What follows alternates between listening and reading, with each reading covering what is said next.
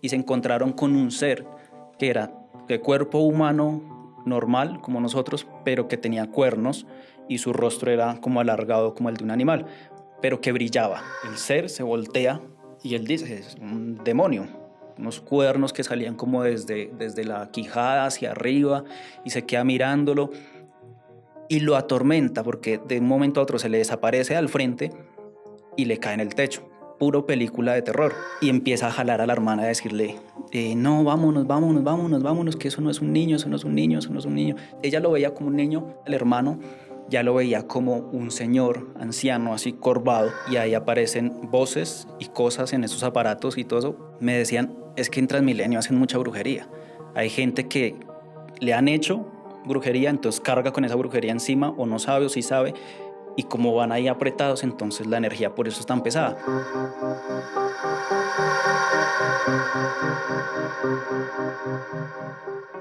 En los próximos minutos van a escuchar historias increíbles, asombrosas, que suceden en las ciudades, en los barrios, en las calles. Historias que seguramente le pasó a alguien como usted.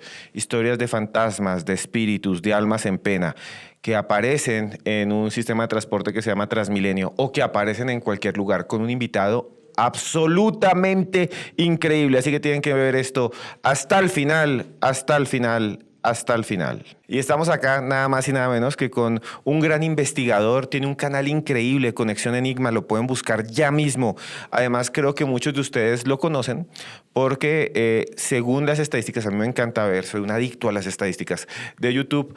Siempre muchos de los que están viéndonos, usted tal vez es también seguidor de este gran periodista, porque es un periodista colombiano, Howard Gutiérrez. Howard, muchas gracias por estar aquí en Historias Muchísimas Paranormales. gracias por la invitación, Esteban. Agradecido que después de tantos años yo en esto me tengan en cuenta para estos espacios y contar historias de las personas de a pie, de lugares donde comúnmente no se creería que existiera algo paranormal o, como yo lo llamo oficialmente, imposible. Gracias por la invitación. Howard, usted se la pasa investigando, es de los pocos investigadores de América Latina que sigue yendo, y lo digo con mucho orgullo. Muchos de los que nos ven les encanta el tema paranormal, les encantan los temas de brujería, les encantan los temas que tienen que ver también con apariciones, incluso buenas o malas, ángeles o demonios. Pero usted es de los pocos investigadores de América Latina que siguen saliendo a la calle, entrevistando a la gente, porque ahora mucha gente se la pasa detrás de un escritorio, pero usted lo hace. Antes de que nos cuente historias que van a escuchar que son increíbles, Howard, ¿cómo es ese trabajo de investigación que usted hace? ¿Cómo ha sido? ¿Ha sido difícil? ¿Ha sido duro? Todos los días es complejo porque uno está siempre en una competencia, si no lo quiera, con el tema de la inmediatez del contenido, con el tema de que de pronto sería más fácil para mí quedarme detrás de un escritorio y esperar que todo el mundo me envíe. Que no digo que no me envían historias, sí me las envían, así completamos episodios para hacerlos un poco más extensos, pero en mí nunca fue la prioridad, o sea, llegar a un número como tal de seguidores y de un buen vivir para no salir de casa, porque a mí me da ansiedad, me da depresión si yo no salgo, si yo no me siento en realidad a ver si la persona que me va a contar algo, eh, o sea, la veo y me dice cosas que yo digo, bueno, esta persona pueda que me esté diciendo verdad, mentira, porque los testigos a veces mienten, y ese ir por las calles, por las ciudades, municipios, enriquecen no solo en el misterio, enriquecen a uno en parte musical, en literatura, en vidas de personas que uno dice, hombre, no me debería estar quejando tanto porque esta persona, tal cosa. Todo eso lo enriquece a uno un montón, y el viajar en motocicleta también aprovecha a uno a hacer turismo, a mirar cosas. Entonces, es un gusto de poder salir y salir y moverse y conocer un poco más del país, que pues lo que lo he recorrido, al final digo que no lo conozco mucho, pero antes yo decía, pues me daba mucho látigo porque no tengo plata para ir a hacer investigación a Egipto, a bueno, todo esto, a salir del país y demás. Hoy en día ya no me quita el sueño eso. Hoy en día el misterio del país, las historias, digo, no me va a alcanzar la vida para todo lo que quiero hacer y todo lo que quiero contar. Eso es lo que me mueve más, y también el existencialismo tan berraco con el que yo vivo, del por qué venimos, para dónde vamos, de dónde venimos y para dónde vamos, ¿no? El origen y la muerte, y si todo esto que hacemos tiene algún sentido más allá de lo lógico del sistema. Es eso, como casi siempre pregunto, ¿cuál es el sentido de la vida para usted?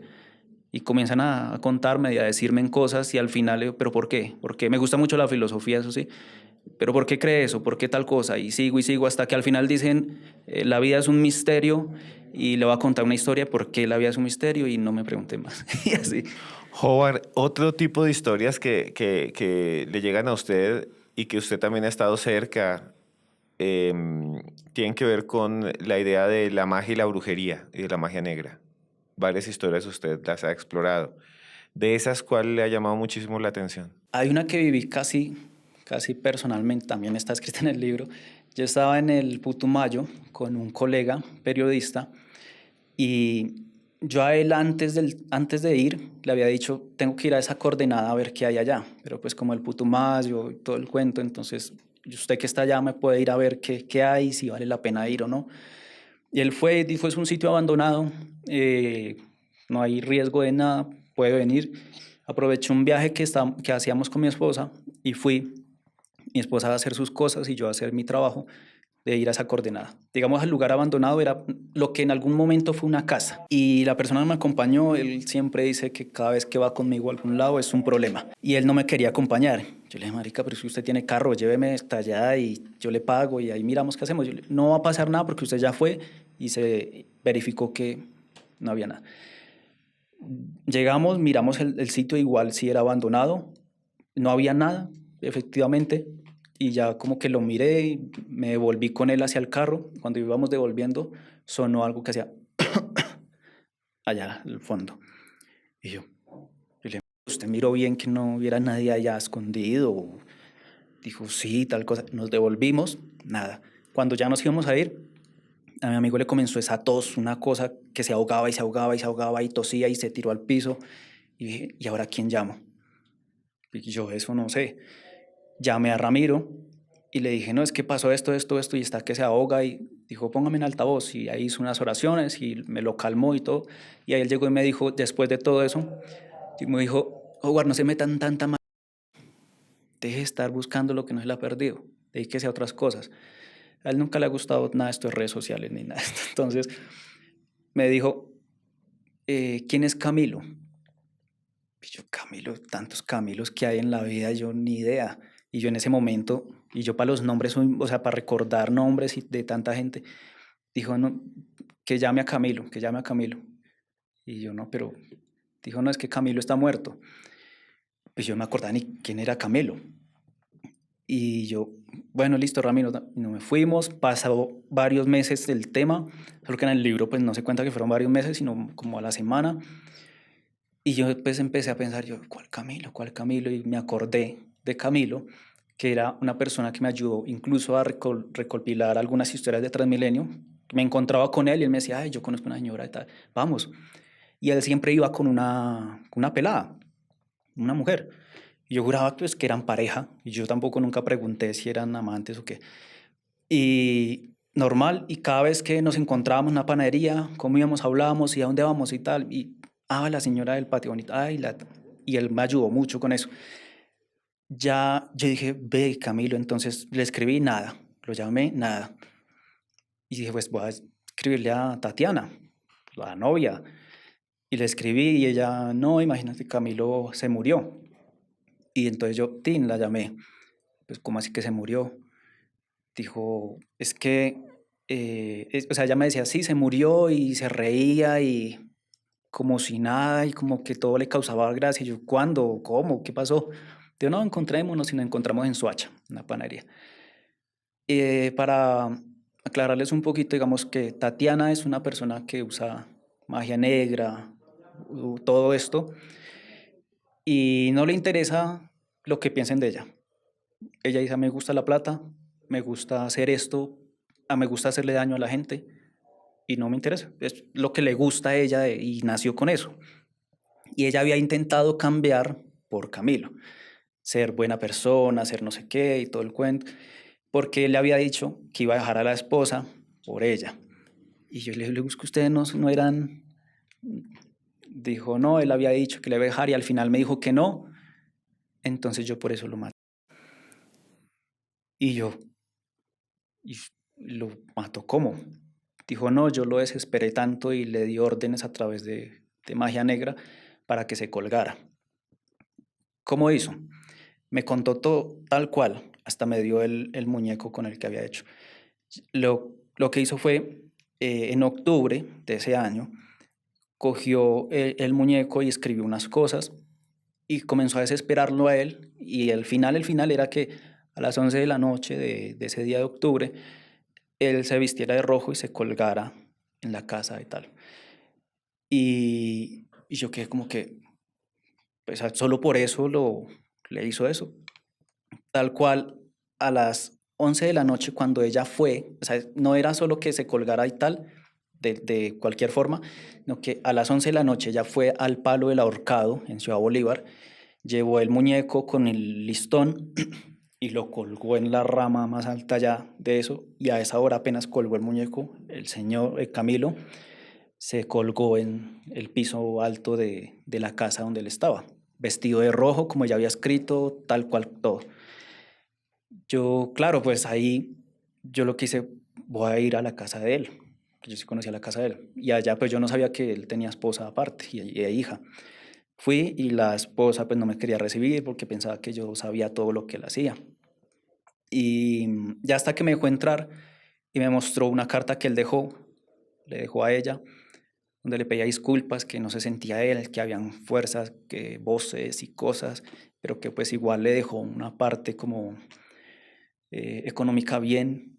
Al final la arregló, él sentía también, no volvemos a eso, sentía que ya se iba a morir o algo le iba a pasar, pero él a mí nunca me escribió nada así. Y la esposa me dice, es que lo más raro es que unos días antes él le decía, yo me voy a ir, yo me voy a morir, entonces ya las voy a dejar tranquilas y todo el cuento, perdónenme por cómo soy, porque comenzó a comportarse mal con ellas y comenzó a comprar ropa roja, que él nunca compraba nada de eso. Casi todo ahora lo tenía rojo y que ese color nunca le había gustado. Hablando de rojo, usted está de rojo. Y entonces, y sí, y esa noche a tal hora lo encontramos colgado allá arriba, parte de la brujería. Y le quería preguntar, ¿usted ha vuelto a hablar con esa bruja? Cuando lancé este libro, que fue este año, lo lanzamos por medio independiente a través de la página web y otros medios de plataformas, pero en el lanzamiento como tal, en la preventa, todo estaba listo. O sea, todo estaba para que no fallara nada. Y fue medio anunciarlo en Instagram y todo se cayó. O sea, página, todo, apenas dijimos, tan listo. Mi Instagram lo hackearon, pasó de todo. Eso fue como 2 días. Y cuando ya logramos que mi esposa es una dura en tema de páginas, la restableció, hizo todo y ya mejor, me llama Tatiana porque yo todavía me hablo con ella. Sí, me hablo con ella todavía por el tema de historias y por lo siguiente. Me llama ella y me dice, Howard, me acabo de llamar fulano. La misma persona que a mí en algún momento me mandó a robar y me mandó a golpear en su momento y que era un colega o un amigo, o lo considerábamos así en la familia, y que está acá escrito. Que está acá escrito. Entonces me llamó esta persona y quiere que yo le haga un trabajo a usted. Quiere que yo lo rece. Y yo le dije, pues usted verá, Tatiana, y sin ni modo. Me tocará buscar a alguien, porque usted sabe que yo tampoco me puedo quedar quieto. Dijo, no, tranquilo, que yo le dije que no, que yo a usted lo estimo. Entonces ahí quedé como que, dijo, pero él irá a buscar a otra persona, porque él no quiere que usted le vaya bien y pues lo que le dicen a uno casi siempre con el tema de brujería. Eso me causó curiosidad e incluso un poco de temor porque con esa persona no es que nos hubiéramos ido a los golpes, no hubo un problema de plata, de nada, simplemente no nos entendimos en cuanto a creación de contenido y ni más, para que llegaran como a ese punto. Efectivamente busqué a alguien que me ayudara, Tatiana también me está ayudando con eso, porque siempre he dicho que a usted le dan Yo ya me cansé de estar que me casquen y que me hagan y que me digan y que me insulten y quedarme callado y quedarme quieto. Ya cuando comencé a defenderme, así me volví el malo para las personas. Pero ella sigue ahí presente, ella va a aparecer también en el tercer libro y sigue por ahí.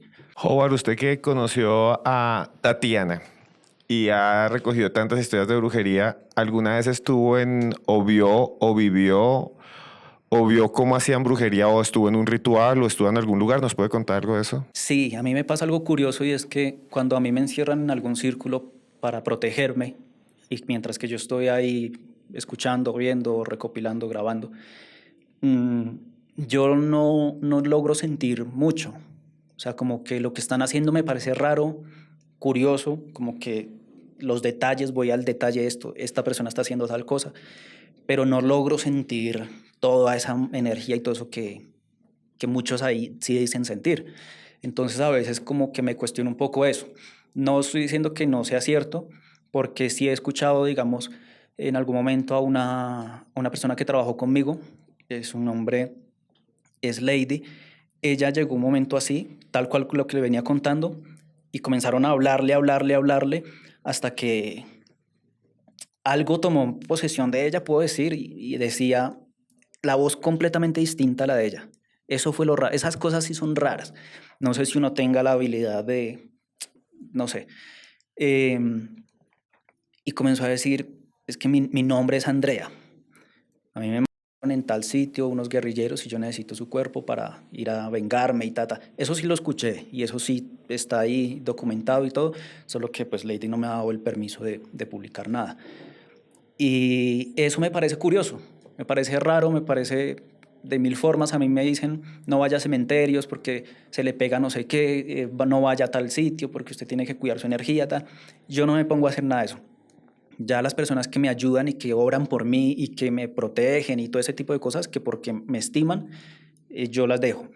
Pero que yo llegue a un sitio y diga y me haga así o alguna cosa, no. No, porque si no me sugestiono y no trabajo. Procuro ir, ir y hacer y no pararle muchas bolas a ese tipo de cosas.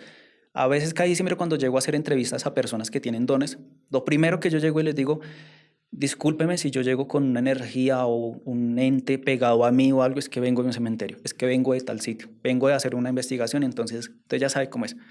Ah, no, sí, tal cosa, es que sí, le iba a decir que tenía alguien ahí, le iba a no sé qué. Y uno, yo ya llego así de una vez porque la gente, yo llego cansado, agotado, corriendo. Para mí es agotamiento físico, para ellos es que hay espíritus que me están drenando la energía. Y en esas cosas que usted dice que estaba ahí y que había harta gente alrededor, que usted veía alrededor suyo, eh, y que usted se detalla o que se pone a mirar qué es lo que están haciendo, cómo son esos rituales en los que usted ha estado? ¿Nos puede contar esos detalles? Digamos que hay uno que me pareció curioso y fue en el cementerio de Armero, que eso era, según lo que me dijo Rubén, era vudú. Son como muy, valga la redundancia, ritualistas, como que cada cosa está en su sitio y cada cosa significa algo, esto representa el X vaina.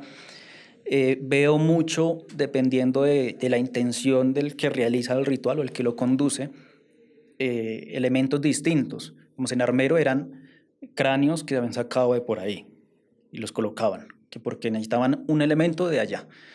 En otros sitios son solo velas, unos rojas, otras negras, otras, eso va, depende, creo yo, la que yo sacaba de la intención de lo que he visto, del que realiza, del brujo, la bruja y demás. Eh, He visto en algunos momentos que no estoy de acuerdo con eso, pero pues lo he visto, que ponen animales, que ponen simbologías, fotos de las personas, supuestamente para matar, para, bueno, todo ese tipo de cosas. No he visto que las hayan como tal ahí o que después se murió, no, pero sí he visto eso ahí en el piso, rituales. Eh, este tipo de inciensos como en polvo y hacen figuras y luego les prenden fuego a eso porque se prende más rápido, así, cosas así medio sencillas. Algunos se visten de capas, otros no, y los que no se visten de capas he visto que son como más tesos, como que van, es un trabajo y van a hacer lo que tienen que hacer y págueme. Y suerte. Usted lo va a grabar, págueme. Y no les importa nada. En cambio, los que son ya demasiado con su túnica y con sus cosas son más secretistas y no lo vaya a contar, no vaya a decir esto, no vaya a tal cosa. ¿Por qué? Ni idea. Ahí. Y yo, ok, escribo y sale. Y de esos encuentros, usted me dice que lo único realmente extraño y paranormal que ha visto son esas posesiones. Sí, esas posesiones. De resto son cosas que se pueden hacer, cosas similares a lo que uno puede ver en una iglesia. Gente orando, gente pidiendo. Lo que me causa mucha curiosidad es cuando alguien quiero que a esta persona le vaya mal por tal cosa y lo gritan y es una pasión para que al otro le vaya como un culo. Entonces, eso sí me llama mucho la atención, porque primero están ahí, después están en la iglesia y después, y muchas de esas personas niegan el tema de, ay, yo hago brujería, o yo voy donde tal, o yo tal. Casi todo el mundo lo niega, todo el mundo niega de que le gusta eso, o van por X problema. Hay una señora, la señora Marta Cabrera, ahí en Bogotá, por el lado de Salitre, si no estoy mal. Ella en algún momento rezó el tabaco ahí al frente de todos, hicimos un en vivo con Julio de Musicalmente, y me parecía curioso cómo ella se veía, físicamente yo veía que eso le afectaba, como 4 tabacos y ese humo y todo el ambiente. Pero cuando ella ya empezaba a decirle a usted cosas y vainas y miraba el tabaco y miraba todo eso, decía, esta señora, ¿cómo sabe todo esto? Si ni mi esposa sabe eso, si tal cosa. Obviamente tampoco yo le decía, ay, no, sí, es que tal. Yo me quedo callado cuando voy a esos sitios y que venga, pues yo le voy a contar, lo voy a leer. Yo, bueno, a ver qué. Y todo eso queda es como para mí, para cuando voy a escribir. Y de ellas, y yo dije, esta señora, ¿cómo sabe todo esto? Y cómo sabe digamos, de la libreta de Conexión Enigma. Y yo dije, de pronto Julio le dijo o algo.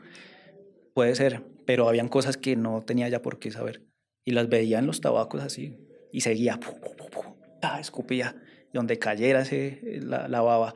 Y uno es como que, uno no está acostumbrado a eso, pero así funciona eso.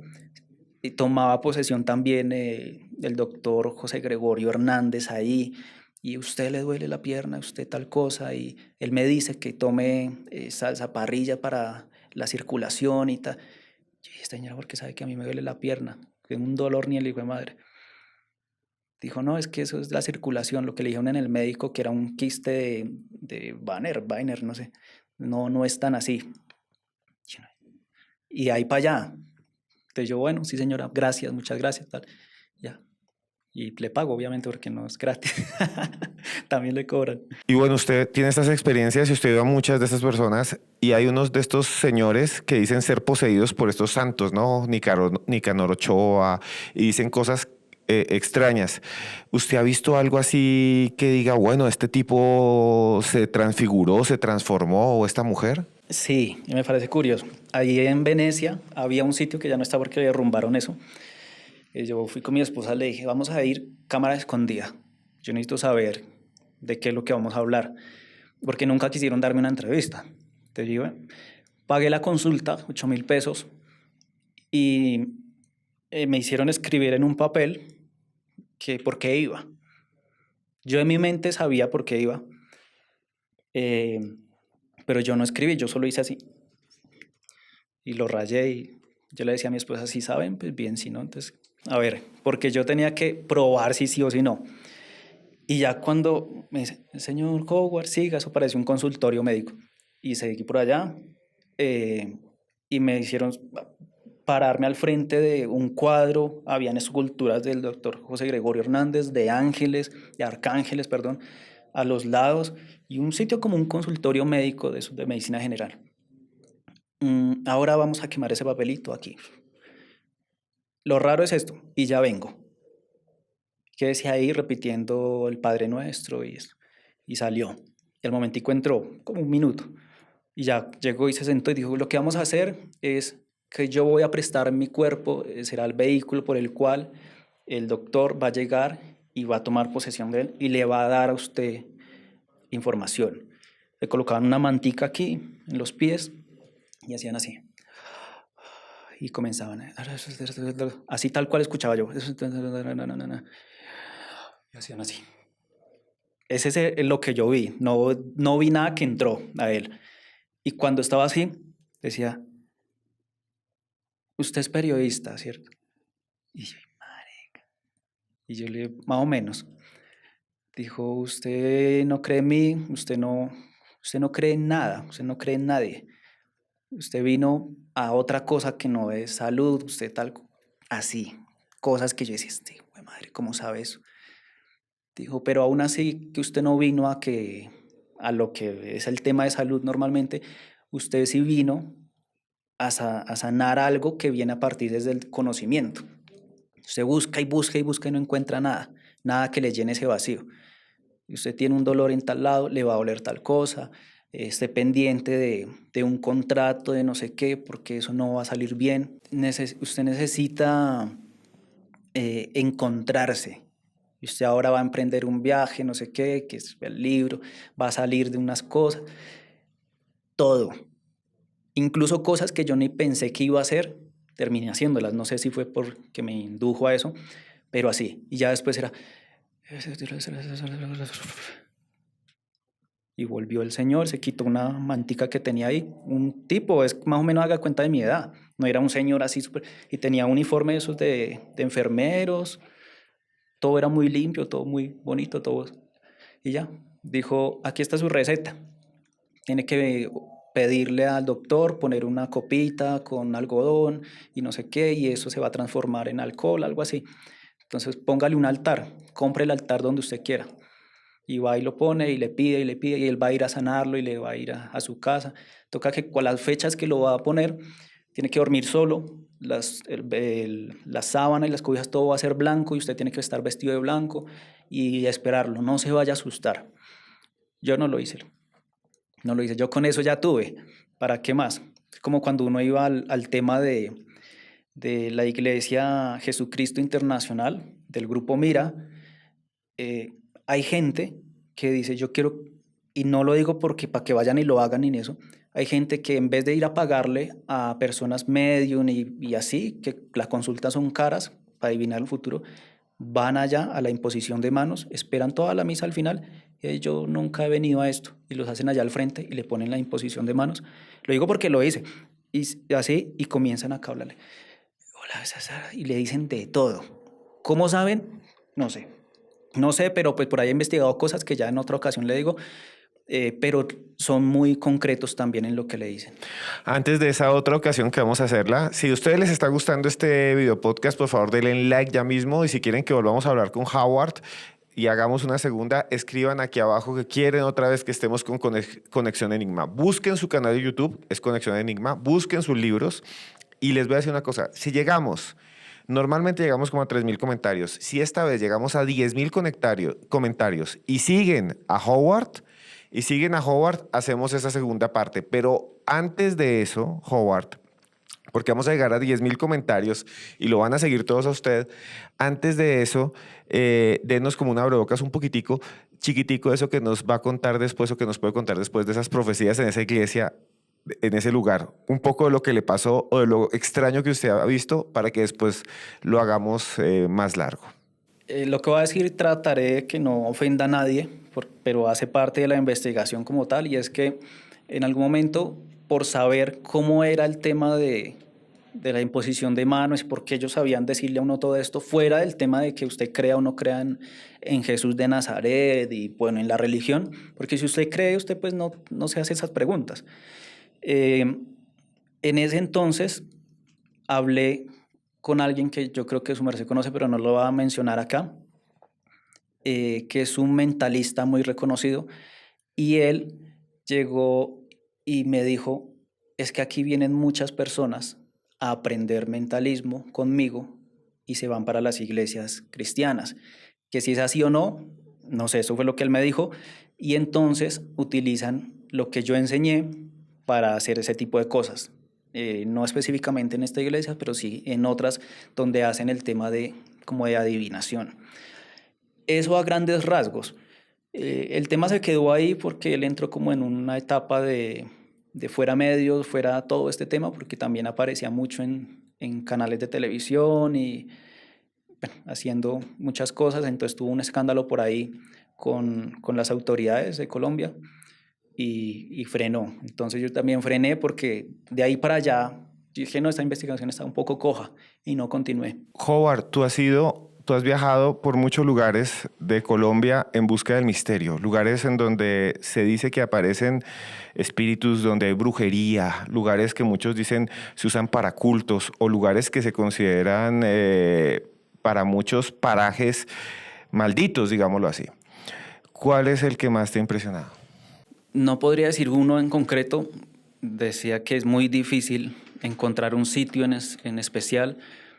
Digamos que, no sé, hay algunos, digamos como el Shaoma, que queda en Soacha, al límites de Cibate hacia el fondo. Eso es una montaña cerca a una reserva en donde están haciendo competiciones de ciclas y todo esto. Y allá yo fui a hacer una pequeña crónica a la persona porque en todo el camino por donde pasaba antes agua, ahí ahora pasan bicicletas, pero eso en realidad es un kiosco y monte. Y allá en ese lugar, no sé si escucharon en algún momento una noticia en Soacha, límites de Cibate, que una señora le mandó a quitar el bebé en embarazo a una habitante de calle y la llevaron por allá a esos límites, la tiraron por allá, le sacaron el bebé y la señora, muy curioso de que ella hiciera esto, la que mandó a sacar el bebé de esta habitante de calle, los maleantes le entregan el bebé a la señora, ella paga 4 millones de pesos, se lleva al bebé para el hospital de Suacha y allá llega y dice es que lo acabé de tener y allá tienen unos códigos que avisan, esta señora, eso es mentira, no tiene el cuerpo de una mujer que acabó de tener un hijo ni nada. Llega a las autoridades y bueno, se descubre todo eso. Resulta que en ese camino del Chaoma han asesinado varias personas, mujeres, y en algún momento la dueña de ese lugar hizo como un recorrido nocturno con algunas personas que eran de los que montan bicicleta, como su grupito, y hicieron contacto con una mujer que les decía, a mí me mataron acá, tal cosa, a una persona la empujaron. De hecho, en el video que yo grabé, en la parte donde hicieron contacto con esta mujer, yo me resbalo y por poco me voy con una roca acá. Y eso quedó grabado, yo lo puse como chiste porque pues no quería sacarle el morbo, pero es un sitio que casi nadie conoce, pero que deberían conocerlo, no solo por lo paranormal, sino por la naturaleza que hay allá. Todo es muy, muy natural. Y ese sería uno. Otro sería camino hacia San Agustín. Pongámosle unos 10, 15 kilómetros antes de llegar, un poquito más. Yo, en el segundo libro que publiqué, que fueron Historias Paranormales de Colombia, lo hice como con la intención de contarles lo que yo vivía y lo que viví constantemente en una fuerte depresión de saber si esto era o no era lo que yo quería para mi vida, porque yo decidí dedicarme a buscar y contar historias paranormales cuando pude haber decidido hacer cualquier otras cosas y si estaba sufriendo tanto por esto, ataques y demás cosas, no solo a mí sino a mi familia, entonces yo dije, ¿para qué? Y yo siempre he tenido, aunque no lo digo, yo casi no cuento cosas personales, una visión de que hay algo más, como JJ Benítez, que hacía pactos y señales. Yo a veces como que digo, si me corresponde hacer esto, tengo que ver X cosas en tal lugar, sí o sí. Una señal bien, bien dura que no sea que yo diga, ay, la vi aquí, entonces pongo la señal y que aquí hay un micrófono, no. Cosas muy, muy duras. Entonces, en esa depresión de querer dejar todo esto por tantos problemas y por lo económico, yo abrí una libreta que las personas que conozcan un poco de mi canal sabrán que una libreta que me dio un señor a quien yo llamé Conexión Enigma en su momento y yo la volví a abrir después de años llena y queriendo de pronto yo encontrar mensajes ahí, algo. Me empecé a buscar y vi unos números en varias páginas, números raros. Y yo los escribí, se los envié a un amigo que conoce de coordenadas y eso. Le dije, oiga, esto puede ser una coordenada. Yo estaba como obsesionado. Quería buscar una razón para dejarlo, todo. Y él me dijo, voy a ver y tal. Y al final me dijo, sí, esto pueden ser coordenadas. Ta, ta. Entonces, cada coordenada es un sitio en el que yo visito en el libro. buscando a ver qué me querían decir con esas coordenadas.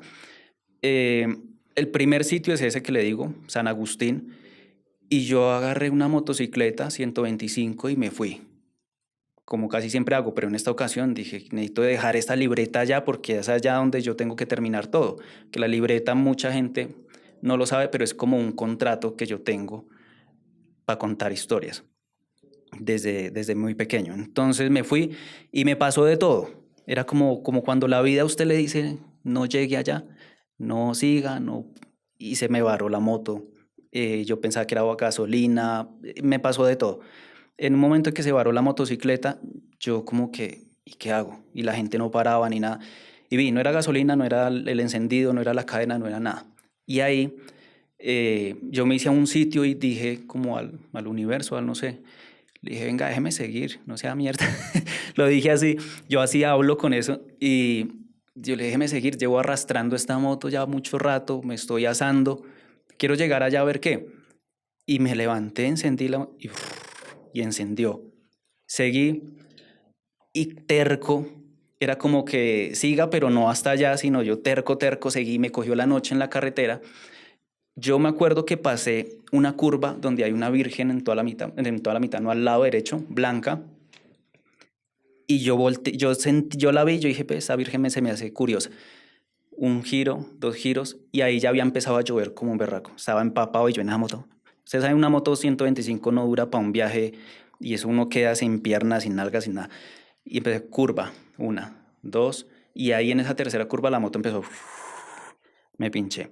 Para no hacerles más largo el tema, yo me quedé ahí, más o menos 7 de la noche en esa carretera, oscuro, y yo dije, ¿qué hago? Sigo, me devuelvo, y empecé terco a arrastrarla en camino hacia San Agustín en vez de devolverme, que era bajada. Y ahí, al cruzar hacia la esquina, como en una curva, vi un montallantas que estaba encendido. Y yo dije, aquí fue. La pasé para allá, hablé con el señor, hay una conversación ahí súper existencial también. Hablé con el señor, le dije, le conté que estaba aburrido de la vida, que no sabía para dónde iba todo esto, si valía la pena, ¿no? Y ya al final despinchó la moto y me dio sí, me dijo, hágale que todavía le falta mucho. Siga con eso, no va mal. Y yo, bueno, y me fui. Entonces yo me fui directo para San Agustín también. Entonces yo dije, no, estoy siendo muy terco, me voy a volver. Y di la vuelta y me volví. Y donde debería estar el montallantas no había nada. Me devolví y no había nada. Entonces yo ya entre la noche y las curvas dije, no, voy a bajar, en la mañana vuelvo y subo a ver qué. Y en la mañana por el mismo camino y no encontré ningún montallantas de nada. Llegué a San Agustín, no encontré un carajo. Y historias sí, encontré como un mensaje muy personal y todo el cuento. Y allá pregunté, ¿ustedes conocen montallantas de tal? No.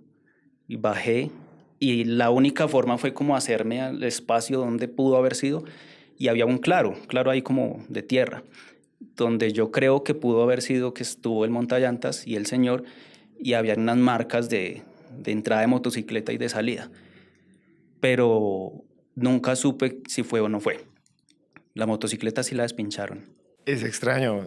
Es como si hubiera llegado usted y se hubiera encontrado con una persona que no existe. Es muy raro. Yo también le dije a mi esposa, no sé si colocar eso en el libro porque puede ser que esté sufriendo de esquizofrenia o algo así, pero lo hice porque la mayoría de personas que me han contado tantas historias que aparecen en esto, creo que les merecían que yo contara algo así. Mis historias no generan miedo como tal, terror. Son oficialmente imposibles, pero son de misterio, de lo existencial que puede pasar en la vida.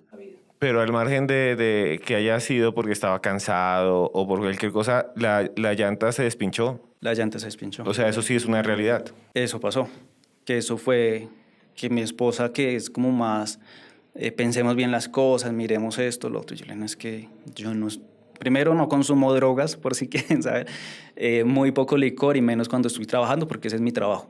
Y en motocicleta sí iba muy agotado, que también lo pensamos, pero yo digo que fueron señales como de la vida, porque desde que inicié el camino hasta allá, pasó de todo, era como que no llegara, como que tal cosa.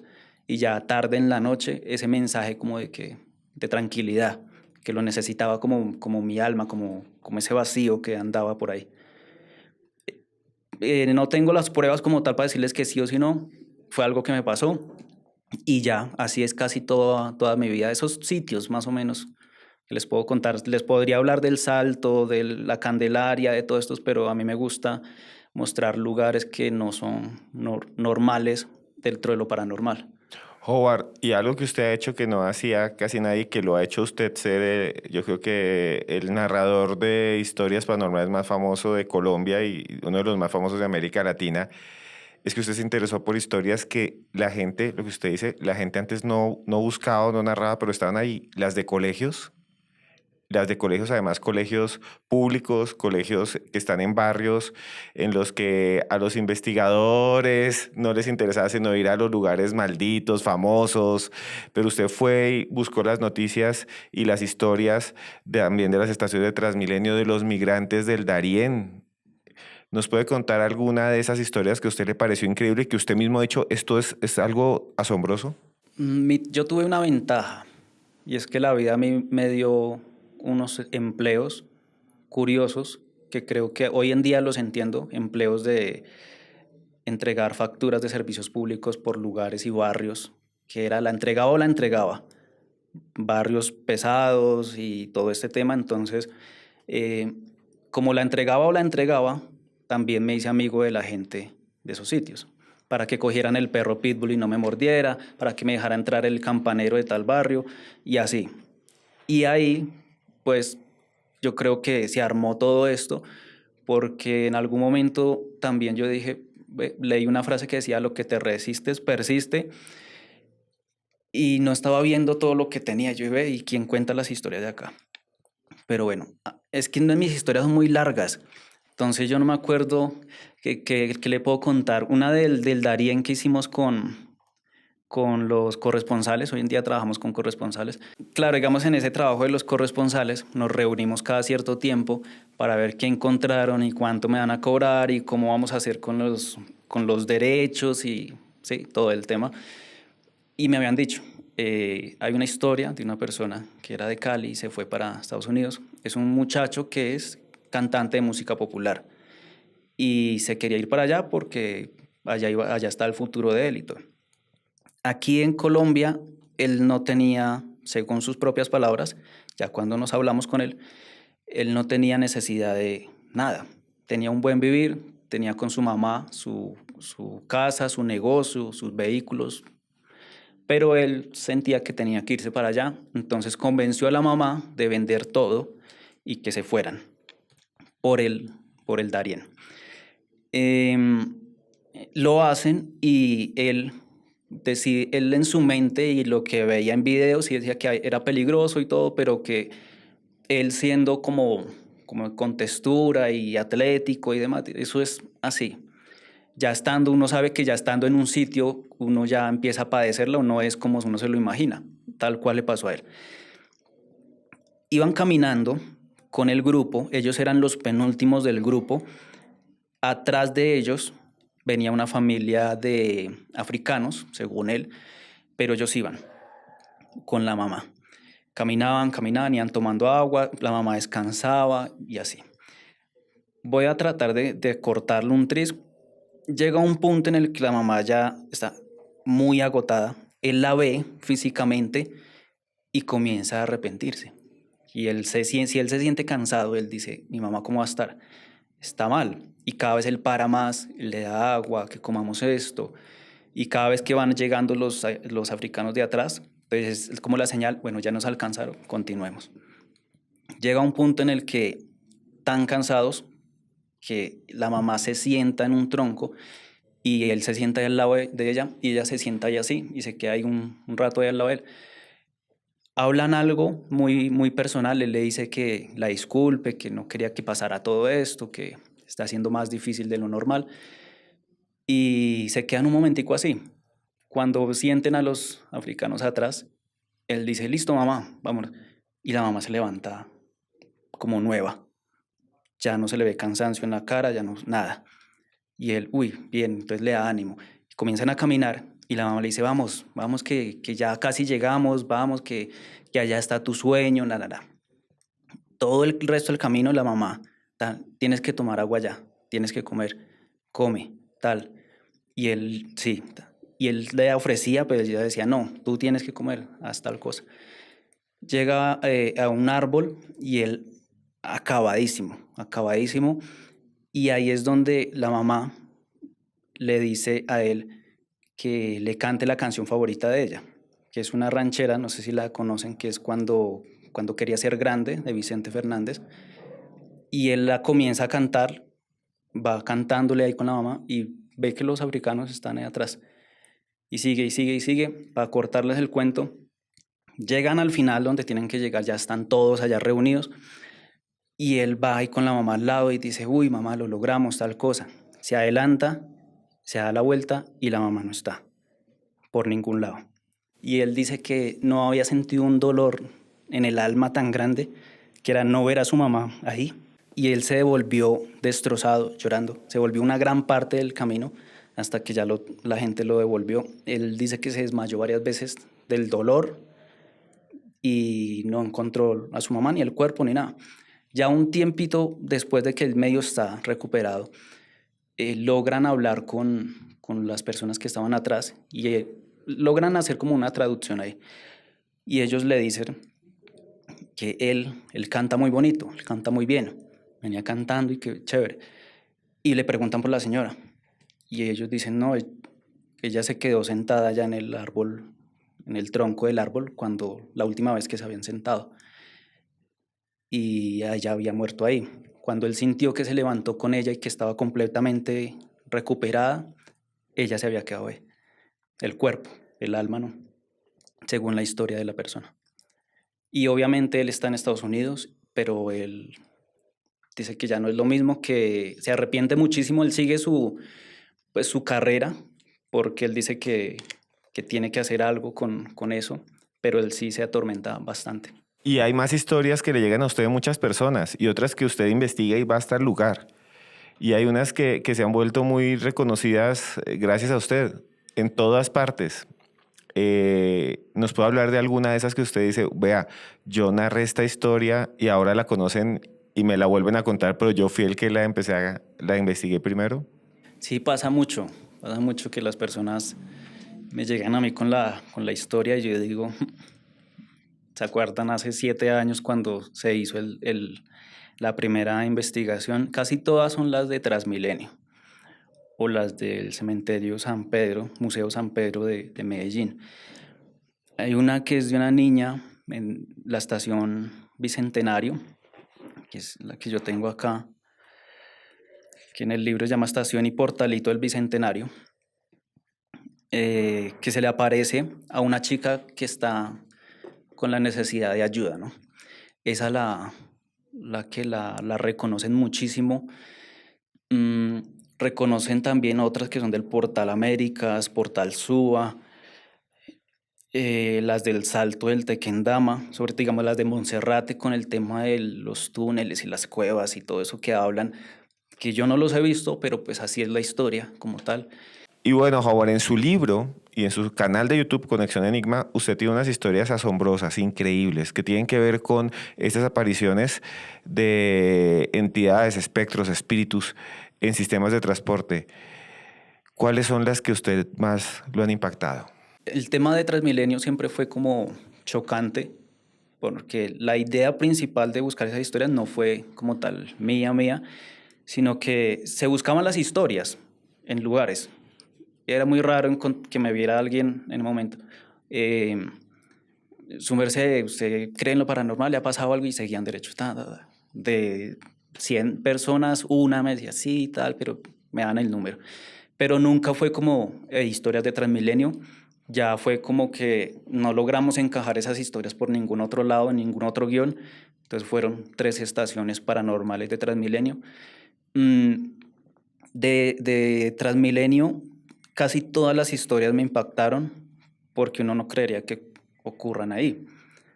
Hay historias tensas y en la investigación después de recopilar las historias, yo iba, digamos, donde un experto, donde alguien que tenga algún don extrasensorial, le decía, ven, esto es posible, usted ha montado en Transmilenio, usted que tiene esos dones, ha sentido.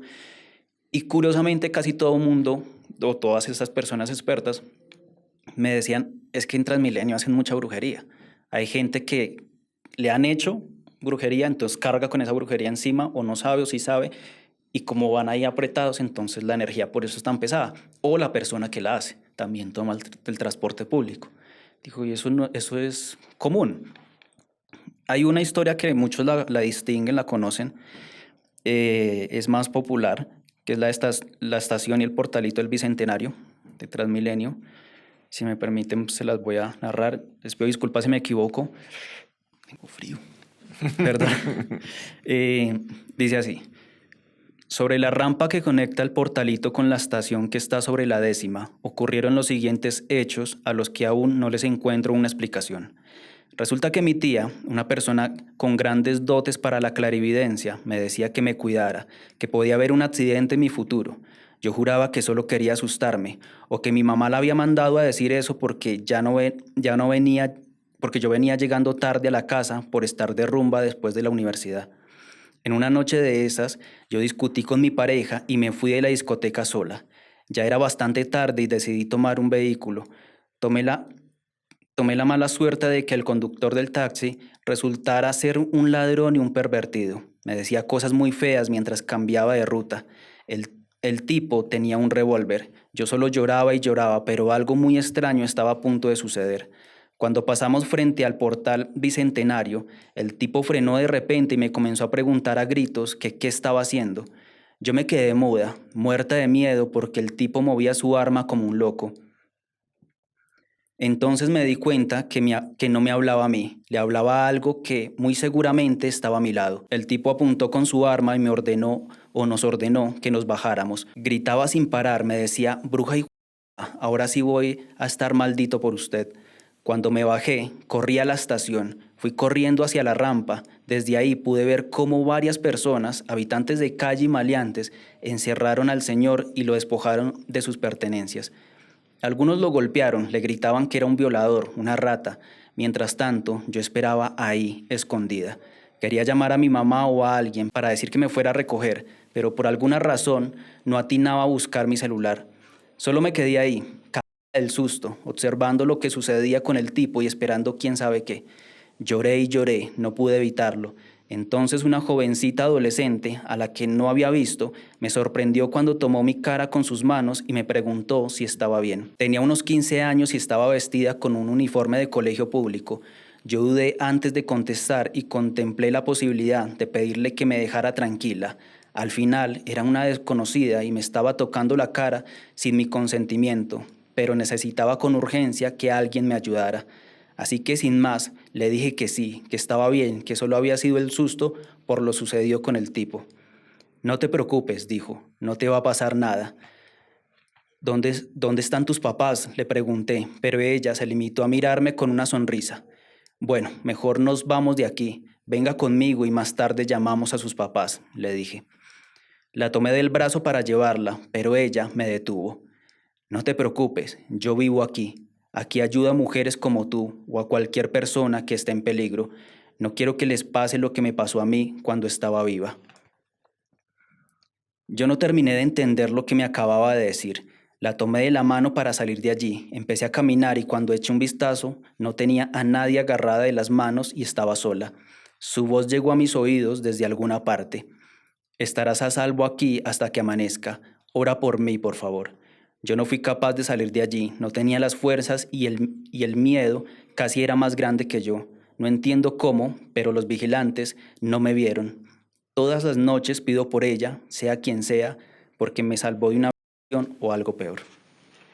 Esa historia es muy fuerte, se volvió muy popular, usted la recogió y usted habló con la testigo, que le cuenta eso. Es como una especie de alma que quedó ahí de una niña o de algo que protege a las personas que están ahí. Esa es la interpretación que le da la chica a partir de lo que la tía y la mamá les dicen, ese fantasma y lo que le dijo es porque ella de ahora en adelante está cuidando a todas las personas que lo necesiten y que se lo merezcan, según ella. No todo el mundo se merece ser salvado de acuerdo a su karma y sus cosas, pero según ella, esa es la interpretación. Por eso digamos que en el seguimiento que se le hacía a la tía, a la mamá y a ella como testigos, se recogen todos este tipo de detalles y al final queda como una historia tipo narrativa cuento, pero para que sea en primera persona y sea lo más íntimo posible que vivió esa persona.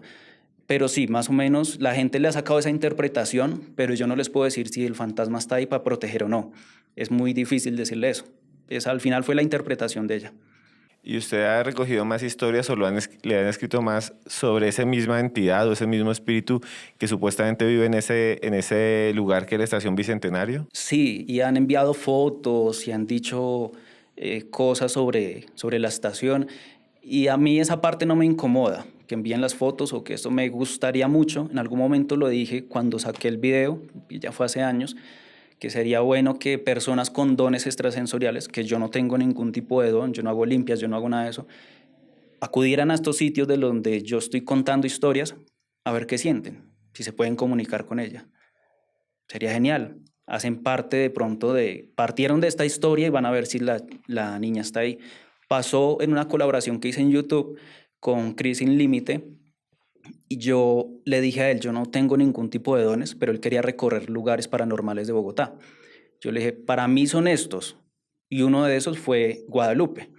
Allí aparece una historia muy tétrica, muy dura, y yo se la conté a él, aparte, y después ese mismo día contactamos a un grupo de investigadores paranormales que utilizan todos sus aparatos y esto para contactarse con fantasmas y seres del más allá, bajo astral y etcétera. A ellos no se les dijo nada. Subimos a la parte donde estaba la historia, que era un árbol. La historia en sí hablaba de una señora que atormentada por la brujería, que la señora tenía un bebé recién nacido, atormentada por la brujería, llega a ese sitio y allá desaparece, ella y el bebé, en ese árbol. Después aparece, pero aparece sin el niño y ella afirma que el niño fue raptado en ese lugar por una mujer y un ser demoníaco. A la señora pues la ley la castiga y demás. La medium que me cuenta todo esto, pues hizo todo lo posible por ayudarla a ella, pero pues ella finalmente dijo, voy a ir a visitar, voy a ir por mi hijo, por mi bebé, y se mató. Esa historia es muy larga, pero llegamos allá y yo me hice lejos del árbol. En mi cabeza ya estaba el relato, ya estaba todo lo que yo había llegado a hacer hace tiempo, y a través de los aparatos ellos comenzaron a contactarse con un ser que dicen que no es un demonio, sino un ser elemental que nunca ha tenido un cuerpo físico y que no conoce qué es bueno ni qué es malo, simplemente actúa por su naturaleza, pero pues actuaba en contra de nosotros, con una señora y con un bebé. Y ahí aparecen voces y cosas en esos aparatos y todo eso. Yo ahí ya no interfiero, porque yo antes de eso sí le conté la historia a Chris y ellos ya muestran qué pasó después. Y digo, es chévere. Pues a mí me gusta porque otras personas van y hay algo de relación ahí, que no sé si sea una prueba, ¿no? Pero pues es interesante. Y Howard, usted nos estaba contando de unas historias que a usted le parecen increíbles, que usted todavía no se han comprobado, pero que son muchas, que son de túneles en Monserrate y en otras montañas, ¿no? ¿Y cómo es eso? Es que me lo contó y yo dije, ¿qué es? Todavía se sigue la investigación, yo le digo los seguimientos a la gente, porque procuro que si me contaron algo hace un año, en el siguiente año, pues no cambie mucho la historia. Pero sí, yo conocí a un tipo a través de YouTube que vive en Candelaria, Belén, allá arriba del Candelaria. Y él tiene a su papá, o tenía a su papá, que era muy investigador, muy de irse a esos sitios y demás. Y el papá de él sí se metía a Monserrate, se metía al Salto. Él fue a través del papá de él y sus escritos y su diario y todo lo que él le contaba a su familia que él le decía a ellos, supuestamente, yo no tengo pruebas de eso, que hay un túnel que va que transcurre del Salto hacia las montañas de Bogotá, allá. Yo no lo veo factible, pero la historia va así. El señor desapareció. El señor desapareció dejando unas notas que él se iba a ir a ese túnel, porque en los túneles, o en las cuevas, perdón, que encontró en Monserrate, él había ido con una mocita allá, él tenía una moza allá, y se fue para allá, y allá él y la moza encontraron como una cueva donde había algo enterrado, como un metal, una cosa enterrada en el piso, y cuando ellos entraron, vieron que por dentro todo había cambiado. Todo era distinto, el clima, todo, y bien adentro, ya la roca no era así roca eh, en bruto, sino ya más lisa, y se encontraron con un ser que era de cuerpo humano normal, como nosotros, pero que tenía cuernos, y su rostro era como alargado como el de un animal, pero que brillaba como en oro. Puede ser relación también a los mitos que hay del venado de oro, pero ese es en el Cerro de Guadalupe, no en el de Monserrate. Puede ser también relación a la espada que una persona en esa leyenda, al machete o la espada que enterró allí cuando se fue a encontrar un tesoro también en las montañas de Monserrate, eso es de los mitos y leyendas de Bogotá, y que este señor de pronto encontró eso. Esta criatura, que el señor decía era como el diablo dorado, les pone unas pruebas para poder llevárselos a ese mundo. Ellos se van, intentan hacer las pruebas cada quien por su lado, y que cuando terminaran esas pruebas, por fuera, digamos, sea en la ciudad, ellos iban a ser llamados. Al señor nunca lo llamaron, entonces él se fue a buscar ya después eso. Cuando él fue a buscar a su amante, la mocita, digo yo, fue a buscar a su amante, él no la encontró a ella por ningún lado. Entonces él suponía que ella sí le habían dado la señal para irse. Y él, en ese afán de encontrar esa cueva otra vez, pues se fue a buscarla y pues nunca más volvió, no se sabe si la encontró o no. Esos son los escritos que le dejan a la persona que después me cuenta a mí eso. Y hasta ahí, que yo me haya metido a Monserrate a esos huecos a ver qué, no. Sería genial, pero no hay plata para eso. Y esa historia es increíble porque a mucha gente le llamó la atención, ¿no? La historia de que hay algo adentro de Monserrate, que usted tiene razón, o sea, ya hay escritos muy antiguos que hablan de que había una ciudad escondida, que había oro, que había un venado que se metía, un niño de oro también que veían correr y se metía allí. Pero usted también ha recogido varias historias sobre el diablo, sobre el demonio. Yo por ahí he escuchado varias que hablan de demonios o de entidades oscuras, de personas que se encuentran con seres como el que usted me acaba de contar, con cuernos, que los encuentran a veces en carreteras o los encuentran a veces en otros lugares. ¿Cuál le impactó mucho estos seres raros que encuentra la gente por allí? A mí me parece curioso que aquí en Colombia, si usted pregunta una historia normal, dicen, sí, empiezan desde el momento, sí, a mí me asustaron en tal lado, una criatura, tata, o un demonio y ya. Cuando dicen un demonio y ya uno se hace la idea de un demonio, cada quien tiene su idea cómo sería un demonio. Pero cuando usted comienza a hacer los seguimientos, le dicen, el demonio tenía cachos, tenía esto, ¿qué tenía? Y comienzan a describirlo, uno dice, no se parece en nada al demonio que yo me había imaginado, a la criatura que tal cosa. Hay una de la nariz del diablo, que hay, pues, de eso tiene muchas historias. Antes se hablaba mucho que ahí cerca de la nariz del diablo hay como un hueco que se llama como un túnel y no sé qué. Había un pelado que iba en esa carretera, venía de allá para acá en el carro. Venía normal, se puede decir que es como un mensaje antes de que le pasara alguna tragedia, y, y no encaja mucho con el tema de que un demonio lo prevenga de algo. Bueno, él venía en su carro y en la mitad de la carretera, antes de llegar a la nariz del diablo, él alcanzaba a ver, vio a alguien de pie ahí, una sombra, un ente o algo, pero él juraba que era una persona. Él alcanzó a frenar y lo madrió y que se quite porque es una vía tal cosa, cuando eso era de doble vía. Hoy en día solo es hacia Melgar. En ese punto, entonces el ser se voltea y él dice, es un demonio, unos cuernos que salían como desde la quijada hacia arriba, y se queda mirándolo y lo atormenta porque de un momento a otro se le desaparece al frente y le cae en el techo. Puro película de terror.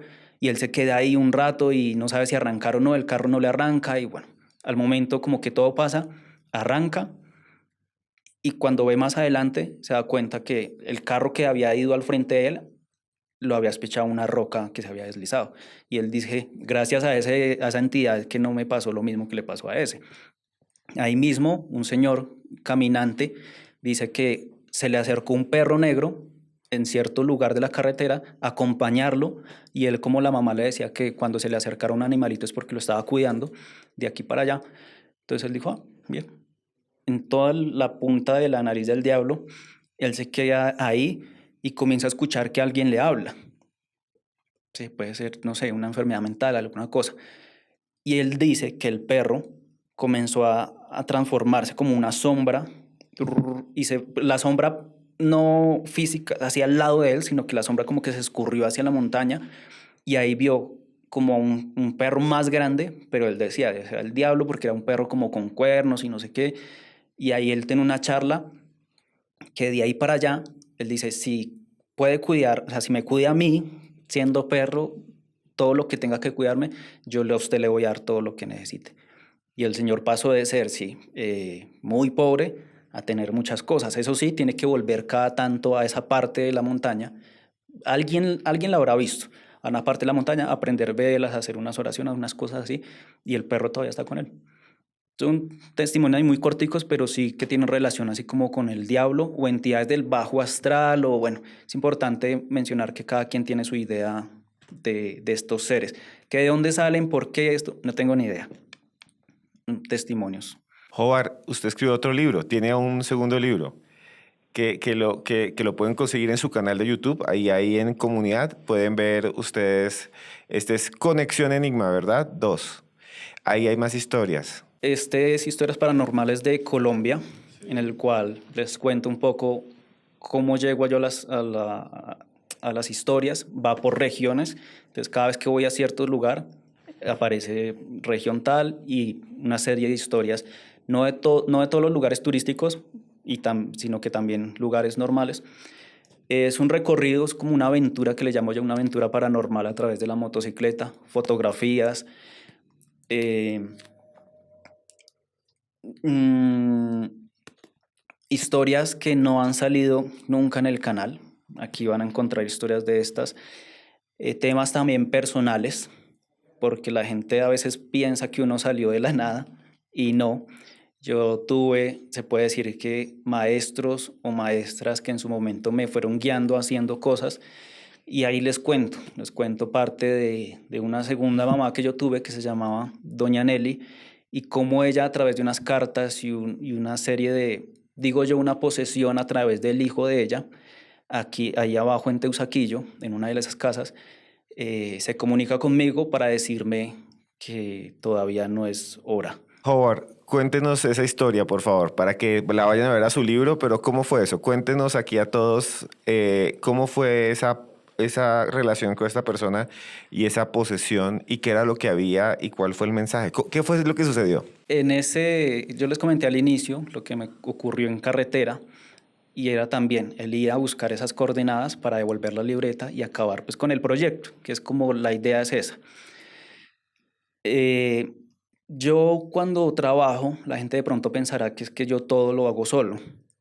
Y desde antes de tener YouTube, antes de estudiar periodismo, yo pues ya recopilaba historias. ¿Por qué? Ni idea, o sea, era como un gusto, las dibujaba, las hacía como manga y las mostraba, y esto le pasó a tal persona, pero ya hasta ahí. Usaba así filmadoras, cosas y editaba en cassettes de VH y bueno, cosas que están por ahí guardados, sí. Y encontré en eso personas que me guiaban en mi trabajo y personas con dones y vainas duras. Entonces, cuando yo terminé de prestar servicio y me fui a vivir a una pensión ahí cerca de Santa Isabel, en Bogotá, me encontré con una señora que se llamaba Doña Nelly. De una vez hicimos como empatizamos y ella comenzó a enseñarme muchas cosas. Ella me regaló un duende, cómo activarlo para que me fuera bien, cuando lo llevara en el bolsillo derecho, le apretara el pie derecho y le dijera, bueno, fulanito, una oración, mil cosas. Me enseñó a leer el tarot, me enseñó un poco de vainas.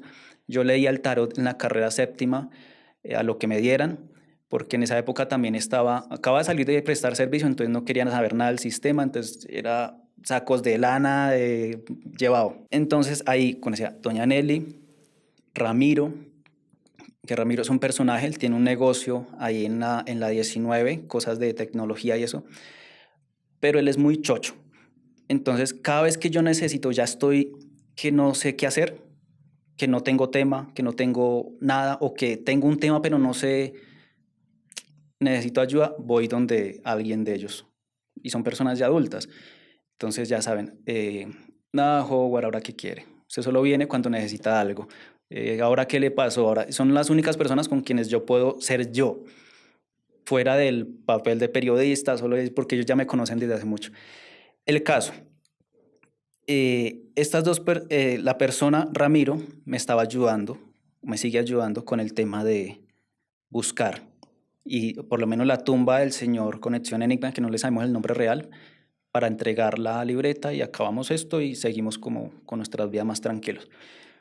Y al finalizar casi, que yo vengo de un viaje, él me dice, la encontré, traiga la libreta y nos vamos a ir a eso. Y ese día a mí me dio una cosa horrible. Claro, normalmente tengo una chaqueta que tiene muchos bolsillos, la tenía acá metida. Y llegué al sitio, llegué al negocio de él, de ahí fuimos a la casa en Teusaquillo. Y yo dije, pero en Teusaquillo, ¿este man qué? Y allá me encontré con el hijo de doña Nelly, que yo no lo conocía desde antes, y tuvimos una charla. Él me entrega unas cartas, varias cartas, y en una de esas hay una que me deja un poco mal, que la quitamos de ahí porque es un poco pesada, pero la otra carta sí dice la fecha de ese día en el que estábamos, Ramiro, el hijo de ella, y yo, en ese solar de esas casas de Teusaquillo, y me dice, ábrala. Y es muy loco. Yo sé que la gente va a decir que soy una blanca, pero no. La empiezo a leer y decía, fecha tal, la letra de doña Nelly, que hace rato no la veía, y decía, lo estoy viendo, usted está vestido de tal cosa, tal forma, está en la casa de tal, de Ramiro, no sé qué, de la hermandad, porque eso es una hermandad, al lado suyo está mi hijo, usted está pensando tal cosa, lo veo acabado, lo veo cansado, muchas cosas que yo, uy, madre, ¿cómo me va? Es en una carta que escribió hace rato, incluso cuando yo me fui de vivir de allá, que nos separamos como por decirlo, que yo me acuerdo que yo la dejé a ella allá y a mí me dio durísimo, y me fui a hacer mi vida dentro del juego del sistema. Y yo, hombre, y empecé a leer todo eso y hacían falta más cartas, marica, imagínense solo con esa. Y yo la cerré, pasaron otras cosas ahí, les hice reclamo a ellos de muy mala manera y fue empezar a buscar las otras cartas, como que algo se me había caído con Ramiro y alzamos la mirada y el hijo de doña Nelly estaba ido. O sea, tenía una posición que no era la de él, una voz que no le correspondía a la de él, que la voz a mí, la primer voz que tomó posesión de él, me hizo recordar el primer encuentro que yo tuve al frente de la librería Merlina aquí en Bogotá con el señor Conexión Enigma hacía muchísimos años, cuando yo era muy adolescente y que me entregó la libreta. Y la otra, sí, la voz como la posición de doña Nelly. Es que hace mucho no la escuchaba y fue terrible. Y lo que me dijo ahí también fue muy curioso. Todo lo que me dijo, yo lo recuerdo bien, pues no se los voy a decir aquí para que lean el libro, pero lo recuerdo muy bien, que está escrito tal cual y después pasa algo de lo que en ese día estuvimos nosotros, ese día que pasó el final de este libro, que fue en la entrevista de JJ Benítez. Ese es el final de este libro más o menos. Un mensaje de los que me dio a través de la posesión del hijo de doña Nelly, que el hijo de doña Nelly terminó, es un señor, ¿no? Pero terminó en el hospital y yo en el hospital como que dije otra vez a la vida, hombre, si ha de ser que yo siga con esto, si todavía tengo que hacer muchas cosas o encontrar algo adicional que no sea solo contarles historias, sino algo de mi vida personal, que me aparezca lo que me dijo en uno de mis libros favoritos, tal cual, que era ánimo, tal cosa. no puede haber ninguna otra palabra. Terminamos la entrevista ese día con JJ Benítez, yo ya veo el libro de él, porque a mí me gustan mucho los libros de él, y él escribió tal cual eso, ahí, ese día. Y fue un frío así, ni el berraco. Y entonces ahí ya sigue el tercer libro, que es en Medellín. Y usted ha investigado una gran cantidad de historias por muchos lugares. ¿Hay una que usted nos quiera contar que sea asombrosa? Sí, y que trajo un karma casi inmediato. Resulta que, pues esto nunca lo he dicho, pero sí, cuando era muy adolescente, el afán de conseguir historias, porque sí, lo teníamos con un amigo. Su nombre es Luis, amigo de la infancia, y siempre estábamos como con nosotros. Yo empecé a trabajar desde los 13 años, entonces siempre tenía plata y me gustaba irme a pueblos y eso a buscar historias, porque se suponía que habían más historias en los pueblos. Yo me acuerdo que no teníamos la plata completa y nos pasó por la mente algo que no se debe hacer, ¿no? Y que desde ese momento, por el que nos devolvió el karma, no lo volvimos a hacer, y fue que robamos a alguien para poder irnos para allá. Nos fuimos. En la 13 cogimos una camioneta y nos fuimos para Nolaima, Cundinamarca, de donde es mi papá. Dije, mi papá es de allá, yo ya conozco allá, y llegamos allá solos y comenzamos a averiguar. Allá hay una historia que es sobre el Alto del Moán, que es como una montaña que tiene una cueva bastante profunda, y donde se dice que aparece un duende y se lleva a los niños o se lleva a las mujeres y eso. Eso es muy turístico hoy en día, en ese momento no.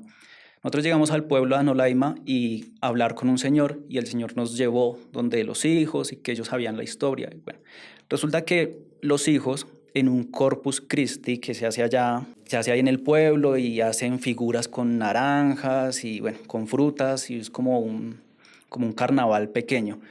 En eso, ellos eran muy pequeños, muy niños, salen allá a jugar todos y comienzan a jugar con un niño muy raro. Y el niño comienza así, vamos para allí y tal, y los divierte, les da cosas y esto. Llegan por el lado del puente un puente que conecta con el hospital de Anolaima, que al lado derecho, izquierdo está la morgue, que es un pedazo ahí de pared, y empieza a bajarlos por el lado del monte. Los otros niños que estaban ahí como que eso está muy raro, y se fueron. Se quedaron los dos hermanos, la hermana y el hermano, pequeños. Sí, lo siguieron a él. Y él, sí, sí, sí. Y ellos dicen que lo sentían como muy cálido, y su cuerpo como que no le respondía a la alarma que estaba presentando, que este niño raro los llevara por sitios que no debería llevarlos, porque ya estaba por el monte. Los que conocen ese pequeño río que pasa por ahí abajo, es piedra, monte denso. La chica dice, nos metió por un hueco dentro de ese río, que pasa, ese caudal pequeño que pasa por ahí. Los metió por allá y desviaron por un hueco y empezaron a arrastrarse, arrastrarse, arrastrarse detrás de él, y él se reía y vamos y eso. Y ellos dentro de ese hueco veían todo bonito, una realidad distinta a la que era en verdad. Lo siguieron y salieron, también cosa extraña, cerca a la punta del Alto del Moán, que eso es lejísimos, eso es muy lejos del pueblo. Salieron allá y el que se da cuenta es el hermano, como que se despierta y empieza a jalar a la hermana, a decirle, no, vámonos, vámonos, vámonos, vámonos, que eso no es un niño, eso no es un niño, eso no es un niño. Y ella no prestaba atención, seguía y seguía. Ella lo veía como un niño, el niño de verdad, el hermano, ya lo veía como un señor anciano, así corvado, no muy alto, que los llamaba y los llamaba. Y hasta que la hermana se despierta también de eso y lo ven allá en la esquinita, a punto de entrar a la que es la cueva, y les hace, y los llama, y al ver que ellos ya no, y comienza así como que, vengan, vengan, vengan, y se les manda, y ellos corran como locos. De que se metieron a ese hueco otra vez, y ahí sí no era bonito, estaba telarañas, cucarachas, de todo eso, y volvieron a salir al otro lado. Eso les pasó de niños y claro, los abuelos y los papás les decían, se los iba a llevar el duende del Alto del Moán porque ya se ha llevado muchos niños y casi siempre es en esas festividades religiosas. Esa es una de tantas. Terminamos el tema de esa historia, llegamos a Bogotá y apenas llegamos a Bogotá nos robaron. Y fue el karma. Y una semana entera, todos los días nos robaron a nosotros. Todo, todo. Cuando llegamos del colegio, cuando salíamos, en todos lados nos robaba alguien distinto. Y ni más volvimos a hacer eso o a utilizar dinero que no sea como provechoso para ese tipo de trabajo. Porque creo que también fue por eso. Howard, hay unas historias que lo marcan a uno, unas historias que generalmente a uno le cambian la vida. ¿Cuál es esa historia o cuál es esa narración que le han hecho o que usted vivió, que usted dijo, esto me cambió la vida?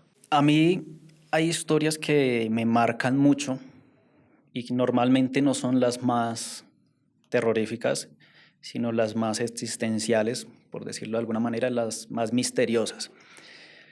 Hay una que es la primera historia que aparece aquí y que le envío un saludo a la persona y que gracias por incluirla y que tiene una dedicatoria escrita por ella misma, acá en este libro.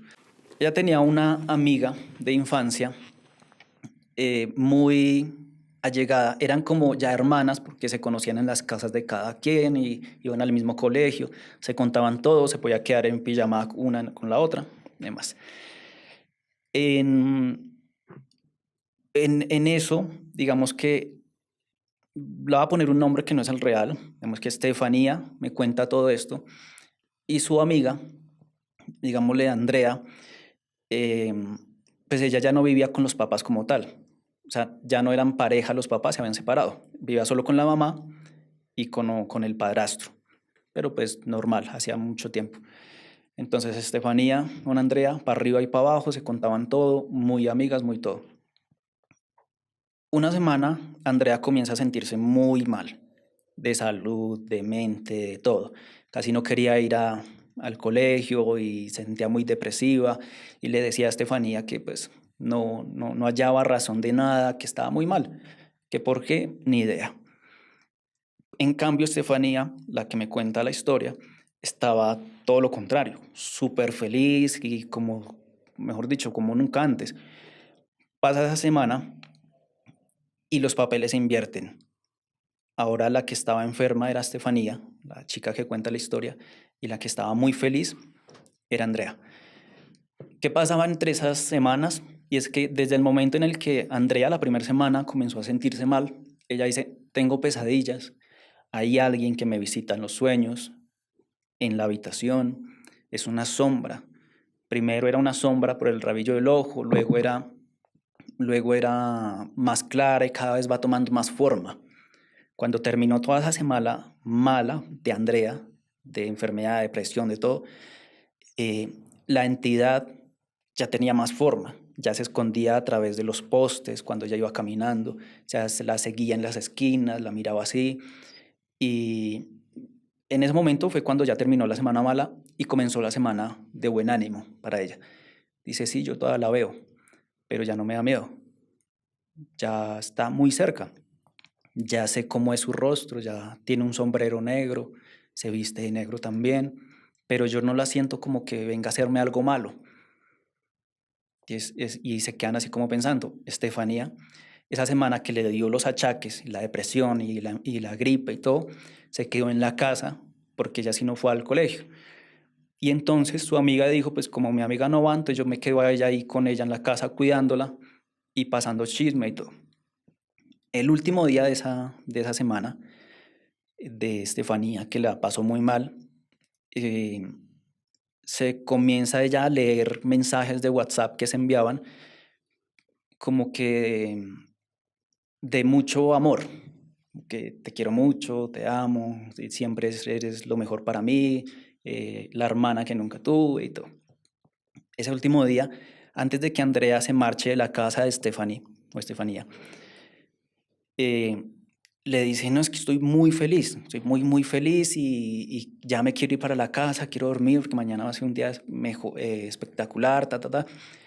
Sale Andrea de la casa de Stephanie, camina un poco y Estefanía la llama a lo lejos, como que hay algo como que no la deja, y le dice que venga. Y se viene ella y Estefanía le da un abrazo y le dice que la ama, que mejor dicho, que recuerde eso toda la vida, que no se vaya a entristecer, bueno, todo. La abraza tanto que no la quería dejar ir. Andrea llega a su apartamento y el padrastro la manda unos discursos. Y ya después pues se entera Estefanía.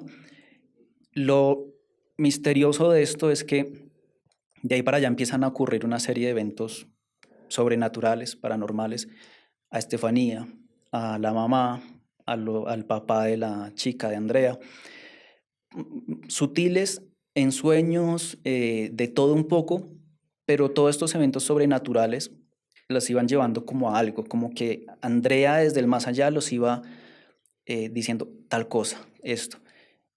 Y Estefanía comenzó a ver los mensajes que se enviaban antes en esas semanas. Y era como si se estuvieran despidiendo hace rato, como si todo, o sea, prácticamente estaba escrito ahí lo que iba a pasar, solo que ellas no se habían dado cuenta, que ella iba a morir al finalizar ese día de la semana.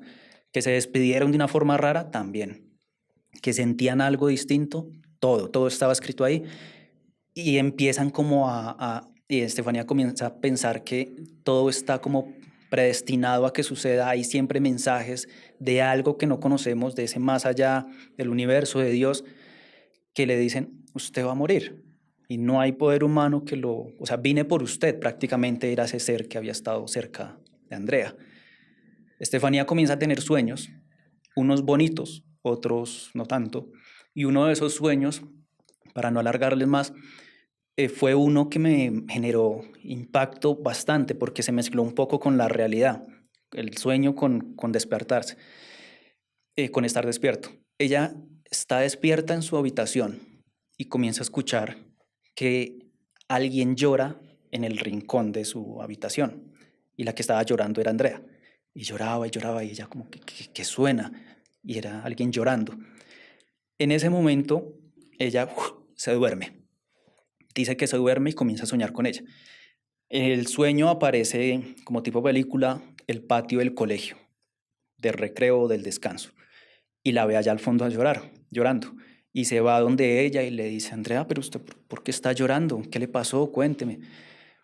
Si usted no debería estar llorando porque usted está muerta. Y yo pido por usted y pido para que esté muy bien. Y Andrea le dice, es que los muertos no podemos llorar.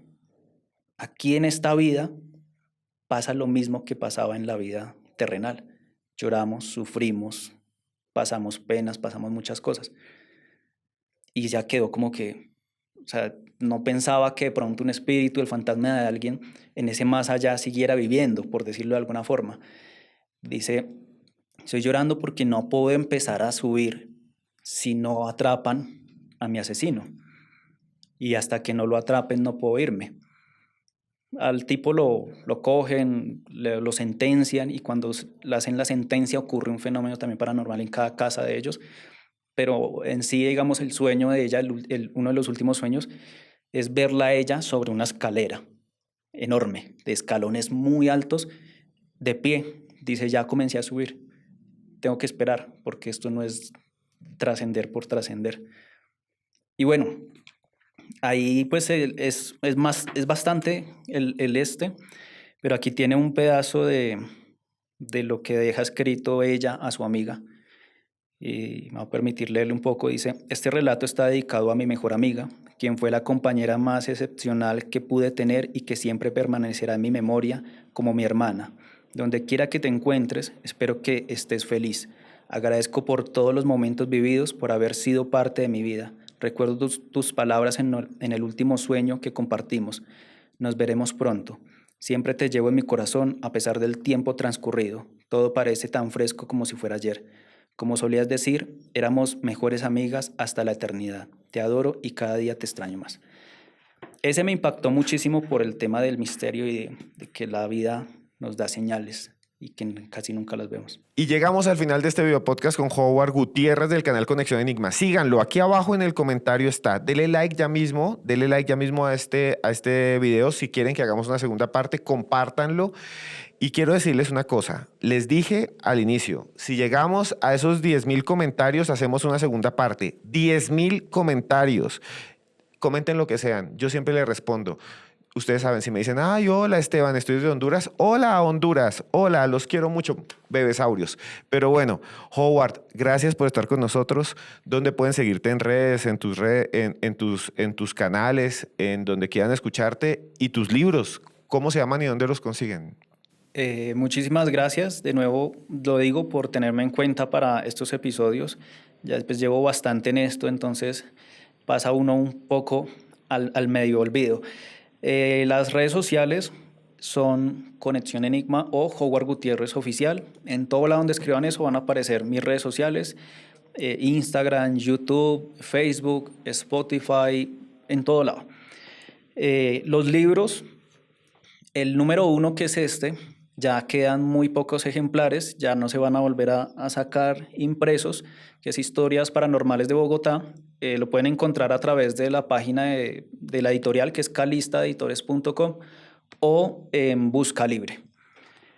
El segundo es este, Historias Paranormales de Colombia, que es a través de las regiones del país.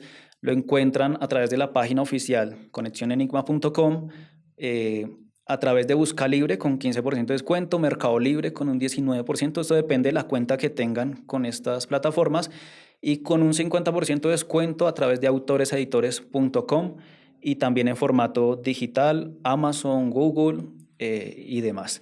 Envíos internacionales también autoreseditores.com, ahí lo encuentran para que lo disfruten.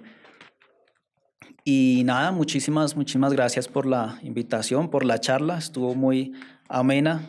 No me gusta mucho asistir a charlas porque yo hablo bastante y a veces no respondo lo que me preguntan, pero ya es un problema de atención. Tengo ya muchísimas historias, entonces vamos para las 5,000 y se viene el tercer libro con historias paranormales de Medellín. Y ahí vamos. Gracias. Y bueno, llegamos al final de este nuevo video podcast de Historias Paranormales con Esteban Cruz. Para mí ha sido una experiencia alucinante. Howard Gutiérrez, lo escuchaban ustedes, él viaja por todas partes, como pocos investigadores. Va en una moto buscando esas historias. Y al final quería decirles a ustedes que las historias son el tesoro, el patrimonio, lo que nos cuentan nuestros padres, nuestros abuelos. Son muy importantes porque son nuestra identidad. Es en el fondo nuestra misma historia. Y quiero contarles una vieja leyenda que escuché cuando era niño. La he buscado en internet. Me encantaría que ustedes la buscaran por allí y me dijeran cómo se llama porque no la he podido volver a encontrar. Cuando era niño me la mostraron en un libro, la leí, se me quedó en la cabeza. Me sirve a mí mismo para enfrentarme a la vida a veces cuando tengo problemas y eso es lo que quiero contarles. Una historia que les sirva a ustedes para enfrentarse a la vida cuando tenga problemas, cuando sienta que no hay salida, cuando sienta a veces que necesita conseguir algo y no lo encuentra. Recuerdo que me pasaron este libro y este profesor de español, esta profesora de español, Cecilia, me dijo, léalo. Y me quedé con esta historia. Cuentan que había un señor muy rico, muy millonario, en un país muy lejano. Estos países lejanos en el espacio y en el tiempo. Imagínense ustedes, tal vez en el siglo XVIII, XIX. Y este hombre vivía en una casa y había acumulado todas sus riquezas. Cada vez que hacía un negocio, compraba oro, lingotes de oro, como mucha gente todavía hace, que compra oro, y la guardaba en una caja, en un cofre. Y le colocaba un candado. Y otra vez volvía a hacer un negocio, acumulaba mucho dinero, pasaban años, 2, 3, 4, 5 años, y compraba otro lingote de oro y lo metía otra vez en ese baúl, en ese viejo baúl, y volvía a cerrar la llave. Un día abrió el baúl y se dio cuenta que estaba repleto. Habían pasado 20, 30 años. Había trabajado muy duro y tenía ahora oro en cantidades. Entonces, en medio de la noche, sin que nadie supiera, se fue hasta el fondo de un bosque, abrió un hueco, metió el baúl lleno de oro y lo tapó. Y desde ese día todos los días iba a caminar al bosque a observar dónde tenía ese baúl lleno de oro, ahí oculto, atrapado. El prado creció y hubo un montón de bosques, árboles, raíces, y él todos los días iba a ver dónde tenía ese baúl lleno de oro, dónde estaba completamente lleno. Un día le contó a su hijo. Su hijo creció y le dijo, oye, ¿sabes qué? Te quiero contar algo. Yo tengo, por si me muero, un baúl lleno de oro en este árbol, y lo llevó allá y se lo mostró. El tiempo fue pasando y el hombre se volvió un anciano. Y cuando ya era viejito y ya le habían dicho los médicos que iba a morir, fue hasta ese árbol a destaparlo y sacar otra vez su oro. Y cuando abrió el hueco y sacó, encontró el baúl y lo abrió y ya no había oro, solo había piedras. Y descubrió que su hijo se lo había robado. Y ya enfermo, ahí ya su hijo no le hablaba, se había ido a otro país, se había llevado todo el oro y se había vuelto millonario. Ya ahí enfermo, en la cama, le dijo entonces al médico lo que le había pasado. Trabajé toda mi vida, guardé en un baúl un tesoro, se lo dije a mi hijo más querido y él me lo robó y me lo cambió por piedras. Y entonces el médico le dice, ya estás enfermo, ya eres un anciano, ¿qué importa? ¿Qué importa? ¿Qué tal que hubiera allí oro otra vez? Da lo mismo si hay piedras o oro, porque nunca lo aprovechaste, solo lo escondiste. No importa que sean piedras o oro, hubieran servido para lo mismo. Y es lo que les quiero decir a ustedes. A veces acumulamos muchas cosas, a veces guardamos, a veces ocultamos, a veces esperamos el momento y no vivimos el presente.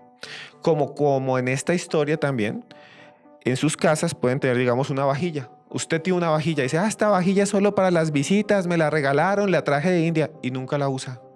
Me la trajeron de Japón. Tiene guardado ahí platos, vasos, guardados, ni siquiera limpios, llenos de polvo. Llevan años y usted nunca los saca y no come en ellos porque se me van a romper. Y nunca los usa. La vida es para usar las cosas buenas que tenemos. La vida es para vivir bien. Sí, hay que ahorrar, sí, hay que guardar para las vacas flacas, sí, pero hay que vivir bien.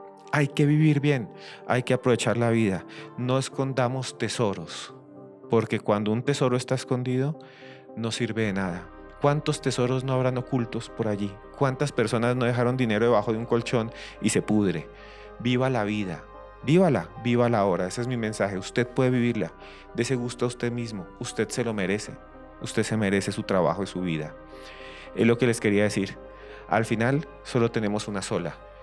Que a usted siempre le vaya bien es mi deseo, que usted siempre tenga una buena vida, que tenga una vida linda, porque yo, Esteban Cruz, a usted, esté donde esté, yo lo quiero mucho.